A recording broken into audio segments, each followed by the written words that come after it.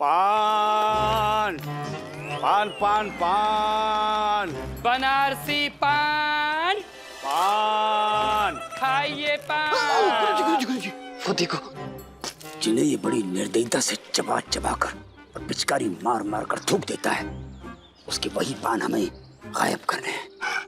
आओ धनीमणि। अरे मियाँ, कहाँ जा रहे हैं? कैसन बा? ठीक बा? आज पान नहीं खाएंगे का? ये तो बिना शेर के शायरी हो गई है? आप हमको नहीं जानते, हम आपको नहीं जानते, लेकिन आप ये जानते कि हम पान खाते हैं। अम्मा मियाँ, मलमल की कुर्ती में चीट लाल लाल बता देता है आपका शौक है कमाल। वैसे तो इस जहां में और भी मेहरबान होते हैं, पर क्या कोई पान का कदरदान आप जैसा हो सकता है क्या? ठीक है, दिखाइए कौन सा पान है आपके पास? माशाअल्लाह, सुभान अल्लाह, जनाबे आली है मशहूर जिस पान के लिए बनारस की गली गली मुंह की शान, पानों का पान है पेशकश आपके सामने, बनारस का मीठा पान। ये लीजिए, खाइए तो सही। अब हम कयामत का सामना कर सकते हैं, लेकिन ये बनारस का पान कब्बन मियाँ के मुंह में हरगिज नहीं जा सकता, बिल्कुल नहीं। अब हमें माफ कीजिए। अरे मूर्ख को भगा दिया उसको। अरे अरे रुकिए तो सही, ऐसे कैसे जाने देंगे हम आप? क्यों नहीं जाने दे सकते? हमने आपसे कोई उधार लिया है? वो हमारे कहने का मतलब है, ये जो नालायक है ना, ये नहीं ना जानते कि नजर कहाँ पे रखनी है। तब कहाँ रखनी है? हम कहना चाहते हैं, इन्हें नहीं पता है कि आपकी जो नजर है बनारसी पान पे नहीं है, कलकत्ता पान पे है। आप ही तो हैं पान की असली पारखी। आपको कैसे पता कि बस कलकत्ता का पान ही कब्बन मियाँ के मुंह में जा सकता है? हमें कैसे नहीं पता होगा मियाँ, हम तो बहुतों को चूना लगाए हैं। चूना? हमारे कहने का मतलब है, बहुत पान को चूना लगाए हैं। कलकत्ता के पान। ये देखिए, देखिए कलकत्ता का पान कितना रसीला है, हैं? देखने में इतना कमाल है तो इसका स्वाद माशाल्लाह बेमिसाल होगा। वाह जमाल! क्या पान देखकर मुंह में पानी आ रहा है मूर्ख के। देखिए, अब हम इस पान की मुंह मांगी कीमत देने के लिए तैयार हैं। बस अब मुंह खोलिए। देखिए मियाँ, ये जो पान है दिखाने के लिए है, बेचने के लिए नहीं है। मियाँ, ये पान है, कोई हाथी के दांत नहीं जो खाने के और दिखाने के और होते हैं। देखिए, हम आपके पान के तलबगार हैं, मतलब हम आपके पान को खरीदना चाहते हैं। अरे मियाँ, जब कभी दर्पण में अपनी सूरत देखोगे ना, तो भगवान से विश्वास उठ जाएगा तुम्हारा। अरे जिसकी सूरत ही ऐसी हो, उसे पान खिलाकर पान का अपमान नहीं करेंगे हम। जबान संभाल के बात करो, जो मुंह में आ रहा है बोले चले जा रहे हो। अरे अभी तो कह रहे थे तुम कि हम पान के असली कदरदान हैं। अरे जितने पान तुमने बेचे नहीं होंगे उतने हमने खा के थूक दिए। अरे कह दिया नहीं बेच सकते तो नहीं बेच सकते तो नहीं बेच सकते। बुड़बक। अरे अम्मा मियाँ, क्या है ना, वो किसी से भी यूं ही ऐसे ही नाराज हो जाते हैं। चलते हैं। आप रुकिए। रुकिए। हाल करते। अब देखेंगे पान की खाली डिबिया के संग कैसे भरते हैं ये आज की महफिल में रंग। बिना पान के हारेगा कब्बन मियाँ ये जंग, और फिर होगा इसके शहंशाह का घमंड भंग। पान पान पान पान। हे माँ, आपके पुत्र जो हमेशा आपकी आराधना करते हैं, आज हम उनके लिए प्रार्थना कर रहे हैं। आप उनकी रक्षा करना और उन्हें विजयी बनाना। अपनी मन्नत पूरी करने के लिए हम आज 11 ब्राह्मणों को दूध की खीर खिलाने वाले हैं।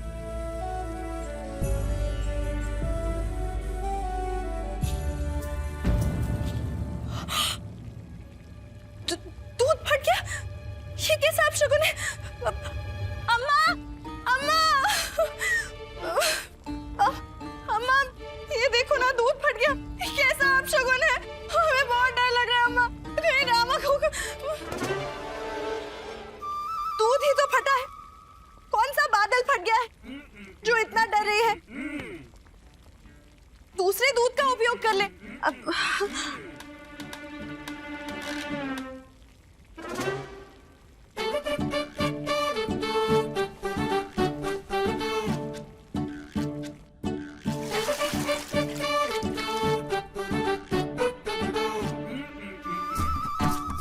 देखा, फटे हुए दूध से भी मिठाइयां बनाई जा सकती है। केवल बुद्धि और हौसले की आवश्यकता है, जो मेरे रामा के पास है। तू चिंता मत कर, उसे कुछ नहीं होगा। हाँ अम्मा, आप बिल्कुल सही कह रही हैं। आखिर पुत्र तो आप ही का है ना। वो जटिल से जटिल समस्या का भी आसानी से समाधान निकाल लेगा। काली माँ उसकी रक्षा करेंगी।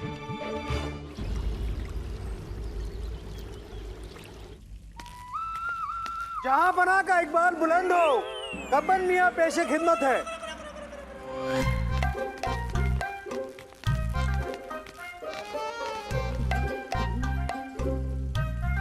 क्या हुआ?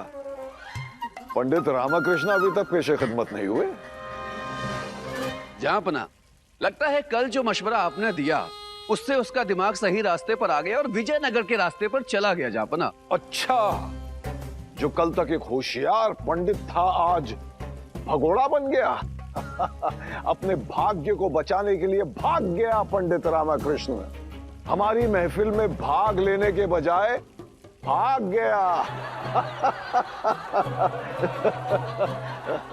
भाग्य? कैसे कैसे भागे गुरुजी? ये भागने की आदत तो आपकी थी, पंडित रामकृष्ण क्यों भाग गया? गुरुजी सोचिए, यदि आपको चुटकुला सुनाने के लिए बोल दिया गुरुजी ने तो आप क्या सुनाओगे? तेरे द्वार खड़े हैं जोगी, हम हैं प्रेम रोगी। अरे नहीं, इस पर तो केवल सौदामनी हंसती है, वो भी गुरुजी पे हंसती है। गुरुजी, बाबर की नजर पड़ने से पहले हम गायब हो गए तो संभावना है कि हम बच गए, नहीं तो नहीं बचेंगे। ऐसा करते गुरुजी, चलिए। कहां भाग रहे हो? रुक जाओ। पंडित रामकृष्ण तुम तक और तुम लोग पंडित रामकृष्ण तक कभी नहीं पहुंच पाओगे। वजीर मलिक, उस पंडित रामकृष्ण के बदले मैं इन तीनों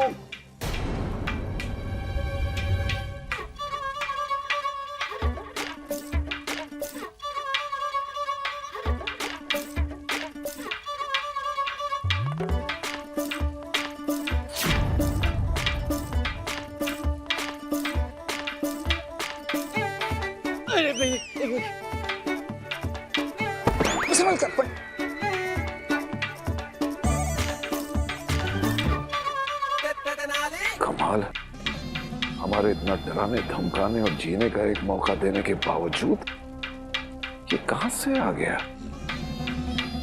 आखिर चीज क्या है ये पंडित रामकृष्ण? पंडित रामकृष्ण, रुको। इधर इधर इधर। अच्छा, धन्यवाद गुरुवर। चलो चलो। हाल मिला कुवत। प्रणाम जहांपना। शहंशाह के दरबार में ये क्या बेहूदगी कर रहे हो? हटाओ आंखों की पट्टी। क्या है कि डूबते को तिनके का सहारा चाहिए, प्यार की कश्ती को किनारा चाहिए, अंधे को हर नजारा चाहिए और मुझे शहंशाह आपका केवल एक इशारा चाहिए। है कि ये पट्टी जो है वो तो सुरक्षा कवच है ना, जिससे आपकी आंखों में देखने के जुर्म से तब तक बचा जा सकता है जब तक आप स्वयं उसकी आज्ञा ना दे दें। पंडित, इससे पहले कि आज यहाँ हार कर तुम्हारी आंखें हमेशा के लिए बंद हो जाएं, हम तुम्हें पट्टी हटाकर हमें देखने की इजाजत देते हैं। हटाओ पट्टी।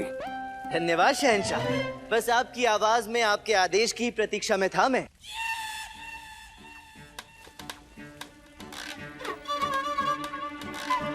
पंडित रामकृष्ण, हमें एहसास हो गया है कि तुम दिल ही दिल में अपनी हार कबूल कर चुके हो। मुकाबले की जगह सारी रात तुमने ये तरकीब निकालने में जाया की कि कैसे हमारे दरबार के उसूलों को अपनी नजरों पर रखकर हमारे सामने नजरें नीची ना करके दरबार में घुसने की गुस्ताखी की जाए। अरे बादशाह सलामत, मेरी ऐसी इच्छा कदापि नहीं थी। वो तो मुझे बताया ही नहीं गया था कि इस तरह पट्टी बांधकर दरबार में नहीं आना है। क्षमा कर दे, आपके शहर में नया हूं ना, आगे से ऐसी गलती नहीं करूंगा। मतलब ये नई नई तरकीबों को इजाद करने की बीमारी से निजात पाना तुम्हारे बस का नहीं है। जहांपना, जब आपके जीवन में प्रश्नों की संख्या आपके जीवन की सांसों से अधिक हो जाए तो ऐसा उत्तर देना चाहिए कि प्रश्न के अस्तित्व पर ही प्रश्न चिन्ह खड़ा हो जाए। अब क्या है कि जब तक कठिनाइयां हैं तब तक हल भी अवश्य निकलेगा ही। क्या करें, जीने के लिए जरूरी है कि नहीं? आज हम ये ऐलान करते हैं कि आज के बाद जब भी हम दरबार में दाखिल हों, कोई अपनी नजरें नीची नहीं करेगा, कोई भी नहीं, बल्कि सब हमारी नजरों से नजरें मिलाकर हमारा खैर मकदम करेंगे।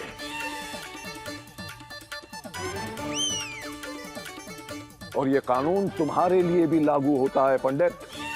जी बादशाह सलामत, मैं अवश्य इस कानून का पालन करूंगा। अम्मा मियाँ आइए, तशरीफ लाइए और हमारे हाथों हार कर अपना मजाक उड़वाइए। पंडित रामकृष्ण आप आराम करें।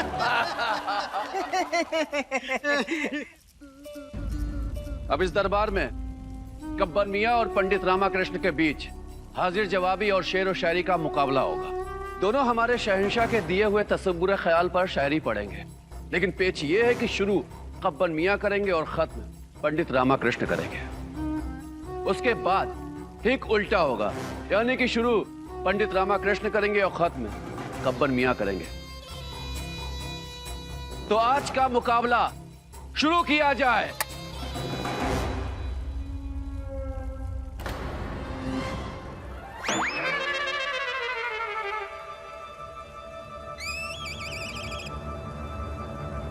गब्बर मियाँ, जी जापना।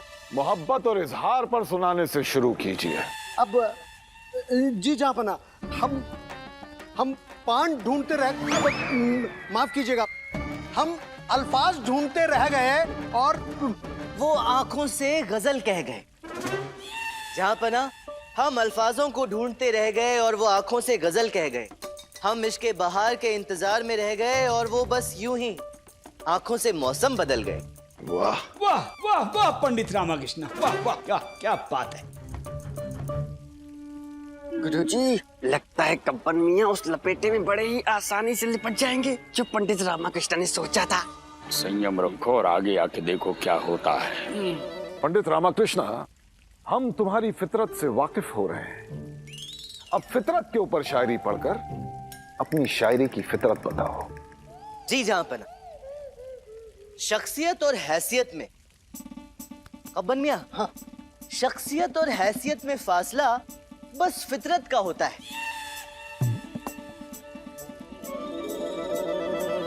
पानी सी डब्बी में रखे थे, कहाँ गए? फितरत फितरत। गब्बर मियाँ, आप कहना क्या चाहते हैं? अब हैसियत और शख्सियत में फासला बस फितरत का होता है। अब जिस लम्हा ना मिले पान, वो लम्हा कयामत का होता है। अब मेरा मतलब है, जो हंसे हंसाए वो बंदा कुदरत का होता है।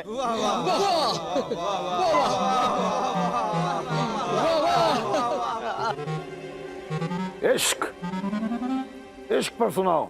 जी जहां पना, रहता नहीं अधूरा, रहता नहीं अधूरा किसी के बगैर कोई भी इंसान।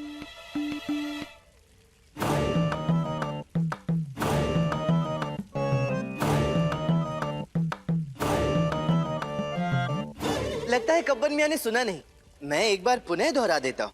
गब्बर मियाँ, रहता नहीं अधूरा किसी के बगैर कोई भी इंसान, इसे पूरा कीजिए। रहता नहीं अधूरा किसी के बिना कोई इंसान, जब तक ना खा ले वो एक पान। गब्बर मियाँ, ये मजनूओं जैसी हरकत क्यों कर रहे हो? गुरुजी, जल बिना मछली तो रह सकती है, पान बिना कव्वन मियाँ नहीं रह सकते। हम देख रहे हैं कैसे छटपटा रहा है। अगली शायरी का मजमून है गलतियां। और गब्बर मियाँ, अब आपकी बारी है। उफ ये गलतियां, उफ ये गलतियां, क्या कहूं कि सोचकर जहां मेरा गया है सुलग। एक तो इतनी गलतियां की, दोहराई सो अलग। वाह पंडित रामकृष्ण, वाह वाह। धनी मनी, किसी भी नशे के आदि मनुष्य नशे के गुलाम होते हैं। जब नशा नहीं मिलता है तो बौखला जाते हैं। जैसे ये अब देखना, इसकी हवा निकल जाएगी। सत्य वचन गुरुजी, गब्बर मियाँ की फड़फड़ाहट देख के तो लग रहा है कि जल्दी शहंशाह बाबर इन्हें बाहर का रास्ता दिखाएंगे। कोई बात नहीं गब्बर मियाँ, अपनी खुद की गलतियों पे हंसना आपकी उम्र बढ़ा सकता है। और पान का ना खाना उम्र घटा सकता है। कब्बन मियाँ। जी हुक्म करे। हम ही हैं कब्बन मियाँ। मियाँ कब्बन, आपकी सारी शायरी पान पे क्यों अटक रही है? पान के आगे भी तो कुछ बोलिए। जहांपना, लगता है थोड़ा बौखला से गए हैं। इनकी शायरी मैं ही पूरी कर देता हूँ। अपनी खुद की गलतियों पे हंसना आपकी उम्र बढ़ा सकता है, लेकिन ध्यान रहे, अपनी पत्नी की गलतियों पे हंसना आपकी खुशियों की उम्र घटा सकता है। ये बात तो सही है। बेहतरीन। क्यों गब्बन मियाँ, अब यूं ही हंसते हंसते अपनी हार भी स्वीकार कर ही लीजिए। ये मुकाबला कभी मुकम्मल नहीं हो सकता जब तक शहंशाह पर शायरी ना पढ़ी जाए। पढ़ो। जी जहांपना, ये योग है या संयोग? ये योग है या संयोग?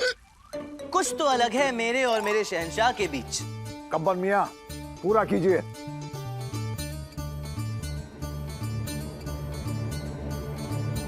कब्बन मियाँ! जहांपना, लगता है कब्बन मियाँ आत्मसमर्पण के लिए अपने घुटने पूरी तरह से टेक चुके हैं। वैसे भी पिछली 2 शायरियां तो ये पूर्ण नहीं कर पाए, तो विजय का पलड़ा मेरी तरफ अधिक भारी है।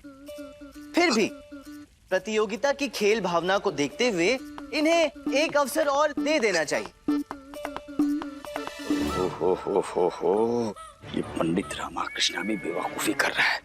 विजय की देवी स्वयं इसका तिलक करने आ रही और ये आरती का दीपक बुझा रहा है। ये योग है या संयोग? कुछ अलग ही रिश्ता है मेरे और मेरे शहंशाह के बीच।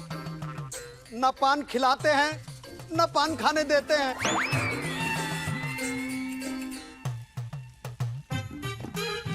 जहांपना, बिना पान के हम ये मुकाबला नहीं कर पाएंगे। अब हमें इजाजत दीजिए। जहांपना, अब हमें कोई मुकाबला नहीं करना।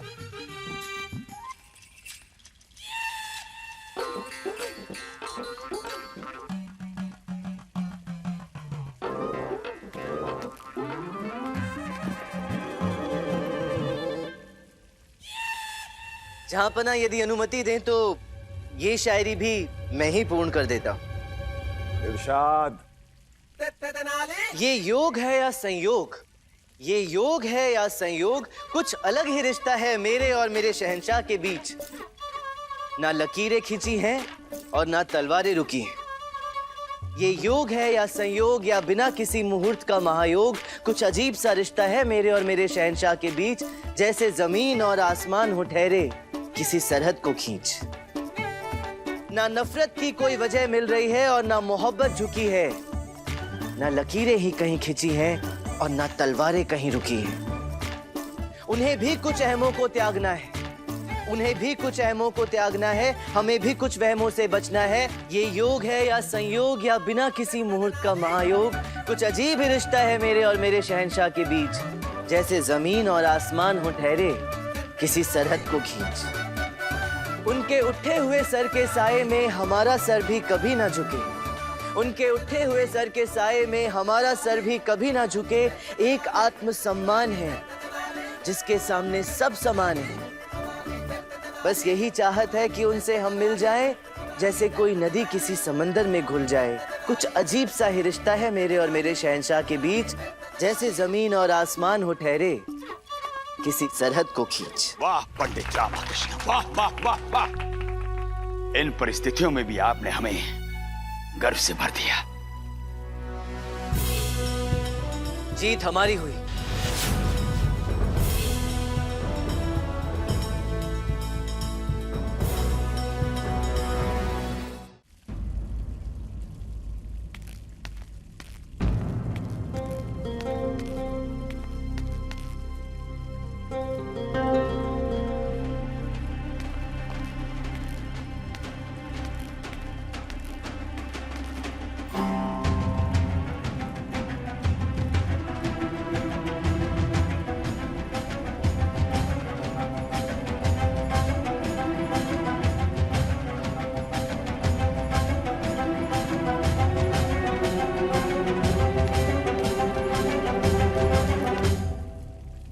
पंडित रामाकृष्णा, बात तो करते हो आदर्श और उसूलों की, और जीतने के लिए पीठ पीछे चाल शातिरों सी। अच्छा, जब तुम्हें पता चला कि कब्बन मियां की कमजोरी पान है, तो तुमने अपने साथियों के साथ मिलके उनके पानी गायब कर दिए और अपनी जीत पक्की कर ली। वाह पंडित रामकृष्ण, बोलो झूठ है, झूठ झूठ बोलो। जी जहां पना, मैंने ही अपने साथियों के साथ मिलकर कब्बन मियां की पान की डिब्बी में से पान गायब कराए। पंडित रामाकृष्ण, तुमने हमारे ही दरबार में, हमारी ही नाक के नीचे जीतने के लिए चाल के छुपे हुए हथियार से वार किया। इतनी हिम्मत तुम में कहां से आ गई? सिपाहियों, बंदी बना लो इन्हें। इन्होंने हमारे दरबार की तौहीन की है। अम्मा, अम्मा। जहां पना, यदि मैंने प्रतियोगिता की खेल भावना का दुरुपयोग किया है तो एक गलती तो आपने भी की है। मतलब क्या है तुम्हारा? अपने दरबारियों को ये आदेश देना कि कोई भी मेरे तर्क या चुटकुले पर ना हंसे, ये छल नहीं तो और क्या है। मैंने तो मात्र पान गायब किए, आपने तो भरे दरबार से हंसी गायब कर दी। तो यदि दोनों पक्षों ने एक एक गलतियां की हैं, तो एक बार ईमानदारी से फिर से प्रतियोगिता होनी चाहिए। आप अपने प्रजा के लिए आदर्श हैं, इस नाते मुझे पूर्ण विश्वास है कि आप सही निर्णय ही लेंगे।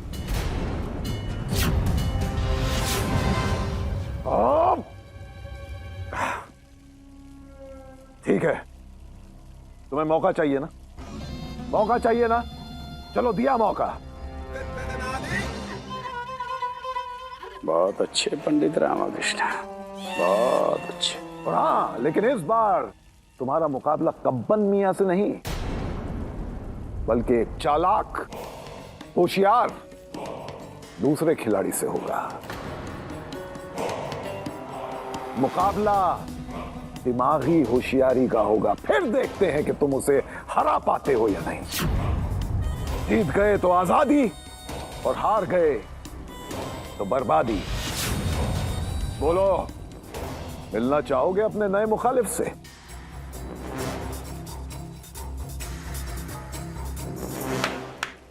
बुलाया जाए।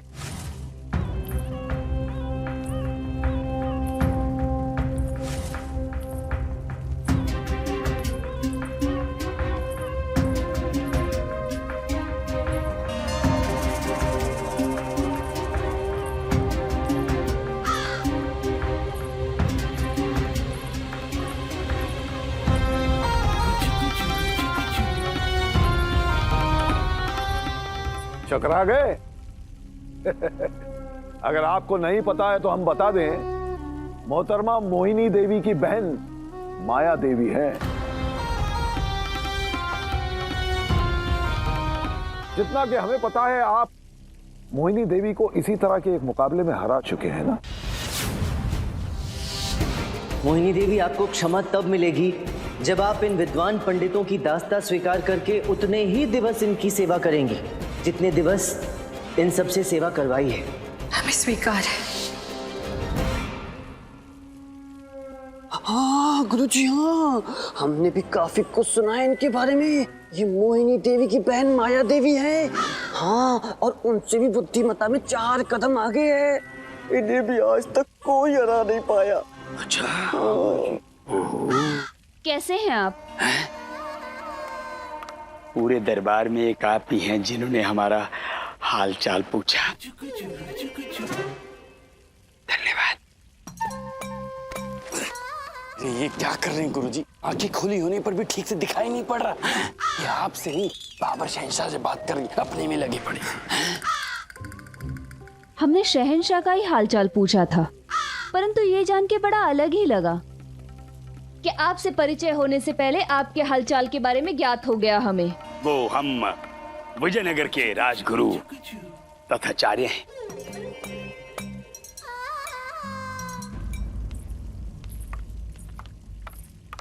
शहंशाह को हमारा सलाम।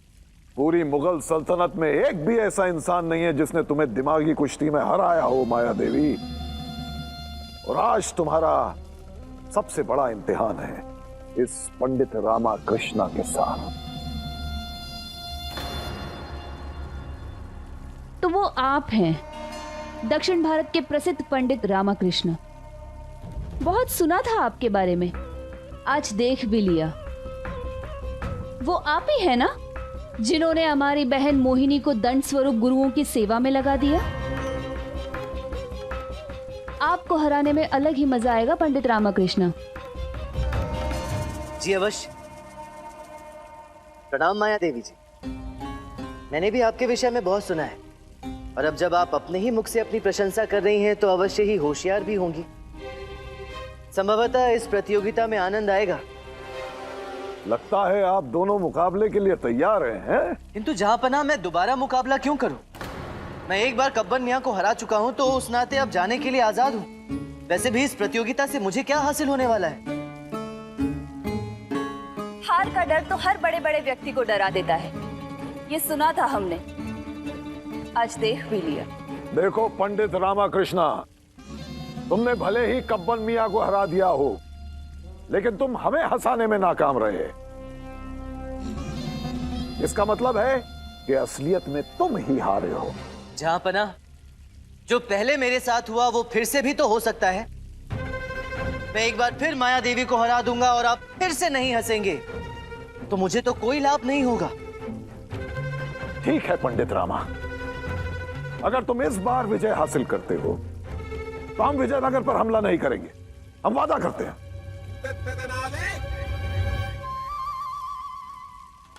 उचित है महाराज, मैं इस प्रतिस्पर्धा के लिए अपनी सहमति देता हूं। तो जहांपना और मौजूद हजरात, अब पंडित रामाकृष्णा और मोहतरमा माया के बीच मुकाबला होगा। दोनों एक दूसरे पर एक के बाद एक सवाल दागेंगे, और यह सिलसिला तब तक जारी रहेगा जब तक दागा हुआ सवाल रह ना जाए। मतलब पूछे गए सवाल को जवाब नसीब नहीं होगा तो पूछने वाला फतह का हकदार, और जो जवाब नहीं दे पाएगा उसे मालूम होना चाहिए कि हार ही उसका मुस्तकबिल होगा। और अगर पंडित रामाकृष्णा हारे तो सिर्फ उनका ही नहीं, पूरे विजयनगर का मुस्तकबिल बदल जाएगा। वजीर मलिक जी हुजूर। इस मुकाबले के लिए हमें एक मुंसिफ भी मुकर्रर करना होगा।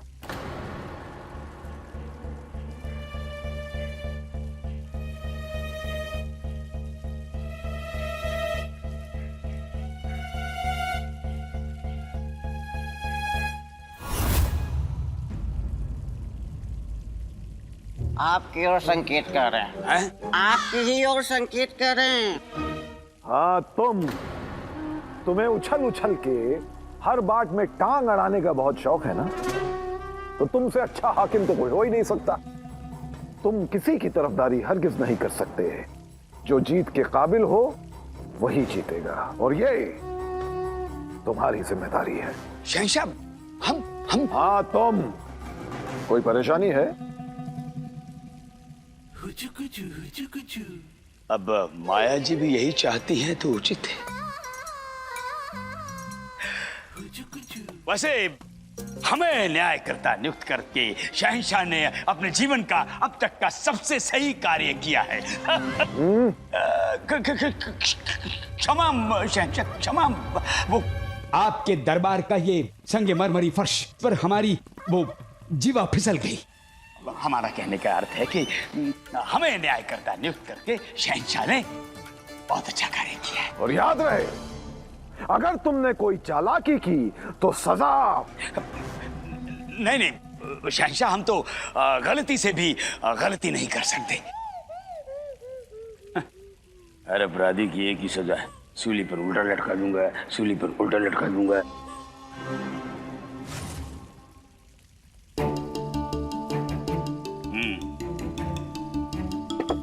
जी, तो माया जी आप महिला हैं।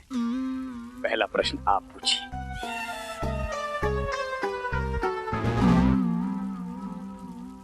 तो हमारा पहला सवाल है, एक खाली टोकरी में आप कितने अंडे रख सकते हैं?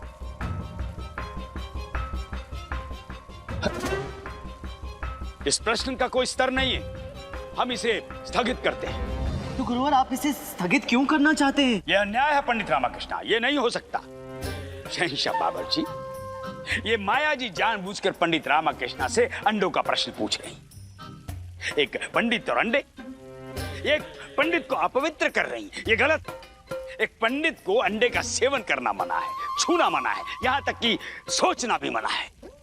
ये माया देवी जी जानबूझकर पंडित रामाकृष्णा का धर्म भ्रष्ट करने का प्रयास कर रही हैं। तुम्हारे कहने का मतलब है शहंशाह के दरबार में नाइंसाफी हो रही है।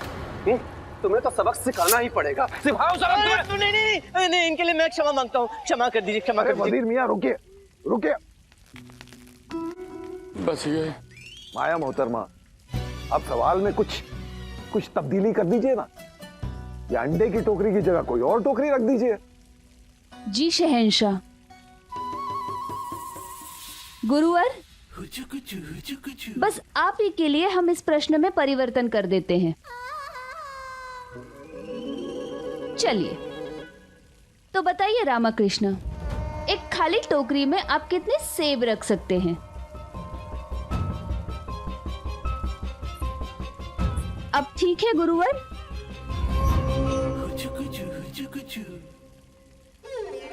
एक बार माया जी जो बोल दें वो ठीक के सिवा कुछ और हो ही नहीं सकता है।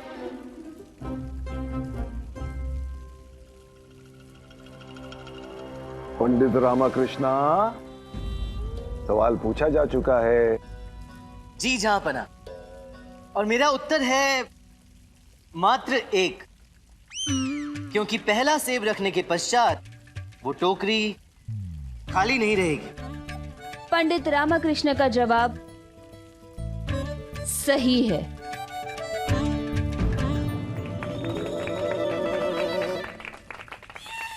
पंडित रामाकृष्णा, अब अगला प्रश्न आप पूछिए। जी गुरुवर। माया देवी जी, मेरा प्रश्न आपसे ये है कि मान लीजिए आज मुझसे हारने के पश्चात जहांपना क्रोधित होकर आपको कारावास में डाल देते। पंडित रामाकृष्णा, ये सवाल नहीं, बेहूदगी है। वजीर मलिक जी, यहाँ निर्णय करता हम हैं कि आप हैं? आप हैं। निर्णय कौन करेगा? आप ही। तो आप शांत रहिए। वजीर मलिक, पंडित रामाकृष्णा ने कहा है मान लो तो मान लो। धन्यवाद जहांपना। जी वजीर मलिक जी, मैंने कहा मान लीजिए, मान लीजिए। आप इसे सच्चाई क्यों मान रहे हैं, है ना? तो माया देवी जी, आपके पास बच निकलने का एक ही रास्ता है, और वो ये कि आप वहां से भाग जाएं, क्योंकि अगली सुबह आपका गला काट दिया जाएगा। नामकूल, मुगल सल्तनत के कारावास में बिना इजाजत के हवा नहीं आ सकती है, तो फिर कोई भाग कैसे सकता है? वजीर मलिक जी, मान लीजिए, मान लीजिए। हाँ, तो माया देवी जी, आपके पास बच निकलने का एक ही रास्ता है, और वो है ऊपर वाली खिड़की, 20 गज की ऊंचाई पर, वो भी खुली हुई। आपके अनेकों प्रयास के बावजूद भी आप उस तक नहीं पहुंच पा रही हैं। अब आप क्या करेंगी?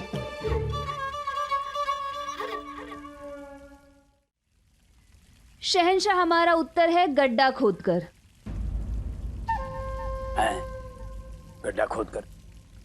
माया देवी, आप उत्तर देने में चूक गई हैं। आपको उत्तर देने के लिए प्रश्न की गहराई में जाना था, परंतु आप गड्ढा खोदकर स्वयं गहराई में चली गई।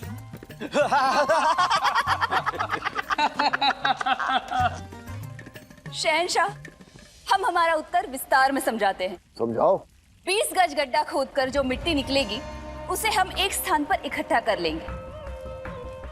उसके बाद उस पर चढ़कर 20 गज ऊंचाई पर जो खिड़की है वहां तक पहुंचेंगे, और उसके बाद खिड़की से बाहर। माया देवी जी का उत्तर सही है।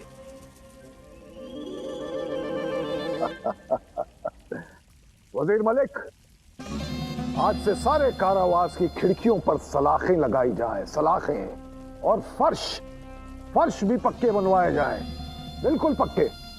जी हुजूर। माया जी, अब आपका दायित्व है अगला प्रश्न पूछना। जी। पंडित रामाकृष्ण, चलिए आप भी मान लीजिए, आपके राजा कृष्णदेव राय जी ने आपको एक विशेष कार्य हेतु वन में भेजा है और आपको लाना है एक शेर, एक बकरी और एक गठरी घास की, और वापस आते समय रास्ते में पड़ने वाली नदी को भी आपको पार करना है। एक नाव है और नाव में आपके अतिरिक्त आप एक और का भी वजन ले जा सकते हैं, अर्थात यदि आप और आपके साथ कोई भी हो सकता है, जैसे कि शेर, बकरी या घास। परंतु आप इन तीनों में से दो को एक साथ नहीं ले जा सकते क्योंकि नाव डूब जाएगी। तब बताइए कि आप शेर, बकरी या घास, इन तीनों को लेकर एक साथ नदी पार कैसे करेंगे? वैसे हम बता दें कि हम सबको पता है कि शेर का भोजन है बकरी और बकरी का भोजन है घास। बताइए पंडित रामाकृष्ण।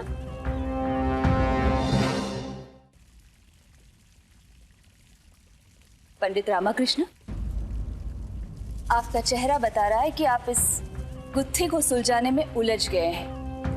वैसे आप चाहे तो किसी की भी सहायता ले सकते हैं। माया जी, अभी पंडित रामाकृष्ण का समय समाप्त नहीं हुआ है, तो एक अच्छे प्रतियोगी की भांति आप उन्हें भटकाने का प्रयास ना कीजिए। गुरुवर, आपको नहीं लगता कि आप हमसे कुछ अधिक ही सख्त पेश आ रहे हैं? ना, हम तो बस अपक्षपूर्ण तरीके से शहंशाह बाबर जी का दिया हुआ कर्तव्य निभा रहे हैं।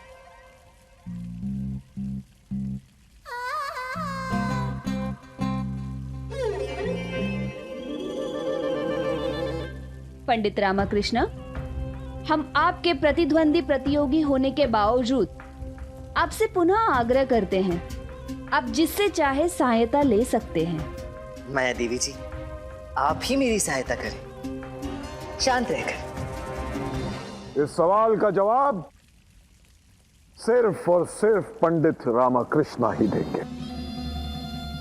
आदरणीय जहांपना और नियुक्त निर्णायककर्ता गुरुवर, मैं अपने उत्तर के साथ तैयार हूं